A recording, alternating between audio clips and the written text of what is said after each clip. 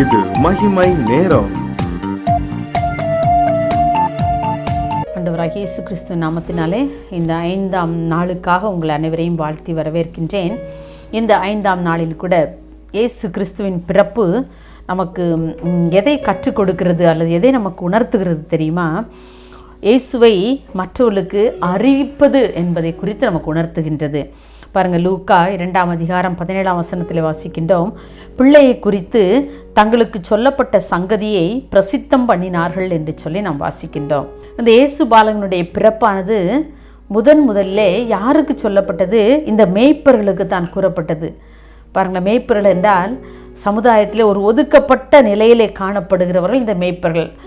பாருங்கள், அப்படிப்பட்ட ஒரு நிலைமையிலே வாழ்ந்து வருகிறவங்க தான் இந்த மேய்ப்பர்கள். அவர்களோடு யாரும் சகஜமாக பழகுவது இல்லை. என்னென்னு சொன்னால், அவருடைய ட்ரெஸ்ஸிலலாம் பார்த்திங்கன்னா அந்த ஸ்மெல், அந்த ஆட்டுக்குட்டியினுடைய ஸ்மெல் எல்லாம் அந்த ட்ரெஸ்ஸில் ஒட்டிக்கிட்டு இருக்கும் அப்படின்னு சொல்லுவாங்களாம். அவங்களோட யாருமே மிங்கிள் ஆக மாட்டாங்களாம். அவங்க குளிச்சுட்டு நல்லா வேறு ட்ரெஸ்ஸு மாற்றிட்டு தான் அவங்க வீட்டுக்குள்ளே என்ன செய்வாங்களாம், அலோவ் பண்ணுவாங்களாம். ஏன்னா பல நாட்கள் அவங்க அந்த மந்தைகளோடு கூட இருந்து அந்த மந்தைகளை மேய்த்து அப்படியே இருக்கிறதுனால அந்த வயல்வெளியினுடைய அந்த ஸ்மெல், அந்த மிருகங்களுடைய ஸ்மெல் எல்லாம் அவங்க ட்ரெஸ்ஸில் எல்லாம் அப்படி இருக்கனால அப்படி அவங்கள எல்லாரும் ஒதுக்கி அப்படி என்ன செய்வாங்களாம், தள்ளுவாங்களாம். ஆனால் பாருங்கள், யாருக்கு இயேசு கிறிஸ்துவின் பிறப்பு முதலாக அறிவிக்கப்பட்டது? இந்த மேய்ப்பர்களுக்கு தான் இயேசு கிறிஸ்துவின் பிறப்பு முதலாவதாக அறிவிக்கப்படுகிறது. அந்த தூதன் சொல்லுகிறான், வந்து முதல்ல நான் உங்களுக்கு தான் என்ன செய்கிறேன், சொல்ல ஓடி வந்திருக்கிறேன்னு சொல்லி நினச்சிருப்பான்ல. அவரே அந்த தேவதூதன் கூட நான் அப்படி கற்பனை பண்ணி பார்ப்பேன், ஏன் தேவதூதன் வந்து முதல்ல மேய்ப்பர்களுக்கு சொன்னார்? எத்தனையோ மனிதர்கள் இருக்கிறாங்க இல்லையா, பெரிய பெரிய அறிஞர்கள் இருக்கிறாங்க, ராஜாக்களோட பிரபுக்கள் இருந்திருப்பாங்க, அவங்களிடத்துலாம் சொல்லாமல் இந்த மேய்ப்பரிடத்துல வந்து அந்த தேவதூதன் முதலாவது அறிவிக்கின்றாரே என்று சொல்லி நான் அடிக்கடி யோசித்ததுண்டு. பாருங்கள், இந்த மேய்ப்பர்கள் சொல்ல உடனே, அதை கேட்ட உடனே அவங்களால சும்மா என்ன செய்ய முடியல, இருக்க முடியல, அமைதியாக இருக்க முடியல. உடனே அவங்க என்ன செய்கிறாங்க பாருங்க, நம்ம எல்லாம் போவோம், எங்கே பெத்லகேம் ஊருக்கு நம்ம போவோம். நமக்கு தேவதூதன் சொன்னார்ல, அந்த செய்தியெல்லாம் உண்மைதானா பொய்யா, அந்த நிகழ்வு உண்மையிலே நடந்திருக்குதா, அப்படிலாம் போய் நம்ம பார்த்துட்டு வருவோம்னு சொல்லி அவங்களுக்குள்ள ஒரு ஆவல், ஒரு ஆசை தூண்டுகிறதா இருக்கிறது. அந்த இயேசு கிறிஸ்துவை பற்றி என்ன செய்யணும், நம்ம போய் பார்க்கணும், அந்த பாலகனை போய் பார்க்கணும்னு சொல்லி ரொம்ப தீவிரமாக என்ன செய்கிறாங்க, புறப்பட்டு அந்த பெத்லகேமுக்கு வர்றாங்க. பெத்லகேமுக்கு வந்து பார்க்குறாங்க. அங்கே யோசேப்பையும் அந்த முன்னணியிலே மரியாளையும் முன்னணியிலே கிடத்தப்பட்ட அந்த பாலகனையும் நினச்சிறாங்க. பார்த்த மாத்திரத்தில் அவங்களுக்கு ரொம்ப சந்தோஷம். அப்போ உண்மையிலே தேவதூதன் சொன்னது இந்த பாலகனை பற்றிய காரியங்கள் தான் அப்படின்னு சொல்லி அவங்களுக்கு ரொம்ப சந்தோஷம். உடனே அதை பார்த்த உடனேயும் அவங்க அமைதியாக இருக்கலை. அப்புறம் பாருங்கள், காரியங்களே இல்லை, அதோடு நின்று விடாமல் பாருங்கள், இயேசு பாலகனை குறித்து சொல்லப்பட்ட காரியங்களை எல்லாம் அவங்க நினச்சிதாங்க பிரசித்தம் பண்ணினாங்க, எல்லாருக்கும் அறிவித்தாங்க.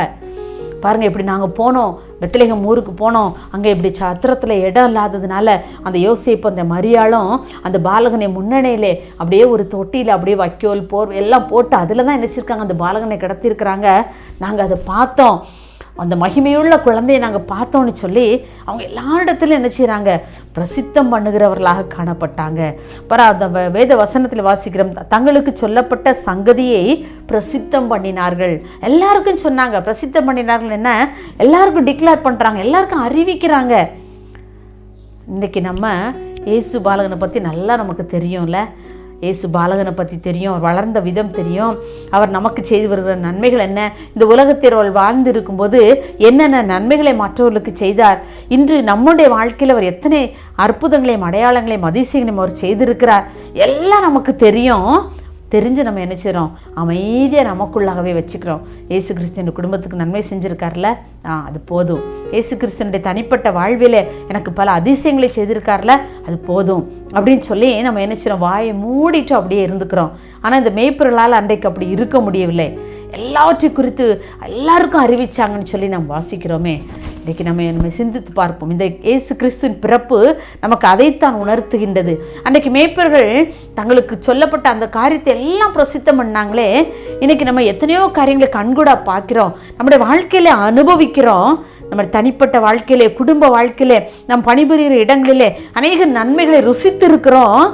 ஆனாலும் கூட நம்ம ஆண்டவரை பற்றி பிரசித்தம் பண்ணுவதிலே, அதை மற்றவர்களுக்கு சொல்வதிலே நம்ம வெட்கப்படுறோம்ல, அல்லது தயங்குறோம், அல்லது பயப்படுறோம். ஏதோ ஒரு காரியத்தை காரணமாக காட்டி நம்ம அப்படியே முடங்கி போயிடும்ல. ஆனால் இந்த மேய்ப்பர்கள் அப்படி அல்ல. உடனே போய் என்ன செய்கிறாங்க, பார்க்கணுன்னே ஆசையோடு ஓடுறாங்க. ஆசையோடு ஓடி அந்த பார்த்த காரியத்தை எல்லாருக்கும் சொல்கிறாங்க. அதுதான் உண்மையான ஒரு சுவிசேஷம். பாருங்கள், இன்றைக்கு நம்முடைய வாழ்க்கையில் நம்ம சற்று யோசித்து பார்ப்போம். இந்த பிறப்பின் பண்டிகை நமக்கு அதைத்தான் உணர்த்துகிறது. நம்ம எத்தனை பேருக்கு இந்த இயேசு பாலகன் பிறப்பை நம்ம அறிவித்திருக்கிறோம்? நிறைய பேர் சொல்லுவாங்க, ஏன் இயேசு பாலகன் பிறக்கணும் இந்த உலகத்தில், அவர் கடவுள் ஒரு அவதாரம் தானே அப்படின்லாம் சொல்லுவாங்க இல்லையா. அவர் மனிதனாக பிறப்பதற்கு பாலகனாக பிறந்து இந்த உலகத்திலே மனிதர்களோடு மனிதராக வாழ்ந்து தான் மனிதருடைய கஷ்டங்களை புரிந்து தான் மற்றவங்களுக்கு உதவ முடியும் இல்லையா. அவர் கடவுளாக எங்கோ இருந்து கொண்டு மனிதர்களுக்கு உதவி செய்ய முடியாது, அவருடைய கஷ்டங்களை புரிந்து கொள்ள முடியாது. ஆகவே தான் இந்த உலகத்தில் அவர் பாலகனாக பிறந்து மனிதர்களாகிய நமக்கு அவர் உதவி செய்யவே பாலகனாக பிறந்தார். இது நாம் எத்தனை பேருக்கு நம்ம சொல்லியிருக்கிறோம்? நம்முடைய வாழ்க்கையில் எத்தனை அதிசயங்களை நாம் பெற்றிருக்கிறோம்ல, எவ்வளவு அற்புதங்களை நாம் பெற்றிருக்கிறோம், எவ்வளவு நன்மைகளை பெற்றிருக்கிறோம். பக்கத்து வீட்டுக்காரங்களுக்கு, நம்மோடு வேலை பார்க்கிறவங்களுக்கு, நம்மோடு படிக்கிற பிள்ளைங்களுக்கு நம்ம எத்தனை முறை நம்ம ஆண்டவரை குறித்து நாம் சொல்லியிருக்கின்றோம். நாம் சற்று யோசித்து பார்ப்போம். அவருடைய அன்பை ருசித்த நாமோ, அல்லது அவர் நமக்கு செய்த நன்மைகளை பெற்றுக்கொண்ட நாமோ அவரை குறித்து நாம் என்றைக்காவது பேசி இருக்கிறோமா மற்றவர்களுக்கு? நம்ம படிக்கும்போது, நம்முடைய காலேஜில் படிக்கும்போது அல்லது ஸ்கூலில் படிக்கும்போது, பாருங்கள் எனக்கு இவ்வளவு நான் ஆண்டவரை தேடினேன், அவர் எனக்கு இத்தனை நன்மைகள் செய்தார், இந்த ஆண்டவரை நீனும் உன்னுடைய மனதில் ஏற்றுக்கொள் என்று சொல்லி நம்ம எத்தனை பேருக்கு சொல்லுகின்றோம்? நம்முடைய வாழ்க்கையில் எந்த இடமானாலும் எந்த சூழ்நிலைகளானாலும் நாம் ஒரு நாளைக்கு ஒரு நபரிடமாவது இந்த இயேசுவை குறித்து நாம் சொல்லியிருக்கிறோமா? அன்றைக்கு மேய்ப்பர்கள் இயேசு கிறிஸ்துவை பற்றி எல்லாருக்கும் பிரசித்தம் பண்ணினாங்க. இந்த பாலகனுடைய பிறப்பு எத்தனை நன்மையான பிறப்பு என்று சொல்லி நம்முடைய வாழ்க்கையில் கூட இந்த மேய்ப்பர்கள் நமக்கு ஒரு நல்ல ஒரு முன்மாதிரியாக இருக்கிறாங்கல்ல. எப்படி மற்ற இயேசு கிறிஸ்துவ அவங்க பிரசித்தம் பண்ணினார்களோ அதே போல் நம்முடைய வாழ்க்கையிலே நாமும் நமக்கு கிடைக்கின்ற நேரங்களிலே நாம் காண்கின்ற மக்களுக்கு நாம் இந்த இயேசு பாலகனின் பிறப்பை பற்றி நாம் கூறுவோம். அவர் இந்த உலகத்தில் பிறந்ததினாலே ஏற்படுகின்ற மகிழ்ச்சி எத்தனை, சந்தோஷம் எத்தனை, பயத்தை நீக்குகிறது இல்லையா. இப்படிப்பட்ட ஒரு சூழ்நிலை, இப்படிப்பட்ட ஒரு பாலகனை நம்முடைய உள்ளத்திலே நாம் திறந்து கொடுப்போம் என்று சொன்னால் நம்முடைய உள்ளத்திலே பிறக்க அவர் ஆசை உள்ளவராக இருக்கின்றார். அவரை நாம் ஏற்றுக்கொள்வோமா? அவரை மற்றவர்களுக்கு நாம் அறிவிக்கின்ற பிள்ளைகளாக அன்றைக்கு மேய்ப்பர்கள் எவ்வளவு துரிதமாக அவர்கள் தீவிரமாய் வந்து அந்த பாலகனை கண்டதோடு அவர் நின்று விடாமல் அப்படியே அந்த சங்கதிகள் எல்லாவற்றையும் குறித்து, அந்த காரியங்கள் எல்லாவற்றையும் குறித்து மற்றவர்களுக்கு அவர்கள் பிரசித்தம் பண்ணினார்களே. அப்படிப்பட்ட ஒரு காரியத்தை இந்த பிறப்பின் பண்டிகையிலே நாம் ஒரு முடிவாக நாம் ஏற்போம், ஒரு சபதமாக ஏற்றுக்கொள்வோம். இந்த இயேசு பாலகன் பிறப்பை குறித்து நிச்சயமாக நான் ஒரு நாளைக்கு ஒரு நபரிடமாவது நான் அவரை குறித்து பேசுவேன் என்று சொல்லி. நமக்கு நிறைய நேரம் இருக்குதுங்க, நிறைய பேர்கிட்ட பேசிகிட்டே இருக்கிறோம், பொழுதில் பேசி நம்ம வீணடிச்சிட்டு இருக்கிறோம், மொபைலில் உட்காந்து எவ்வளவோ சேட் பண்ணுறோம்ல. ஆனால் ஆண்டோடைய அன்பை குறித்து யாருக்காவது நாம் சொல்லியிருக்கிறோமா? சற்று யோசித்து பார்ப்போம். இந்த கிறிஸ்மஸ் தினங்களிலே கொண்டாட இருக்கின்ற நாம் ஆண்டவரின் பிறப்பை மற்றவர்களுக்கு எடுத்துரைக்க நம்மை ஆண்டவர் அழைக்கின்றார். ஒரு நிமிடம் நாம் ஜெபிப்போமா?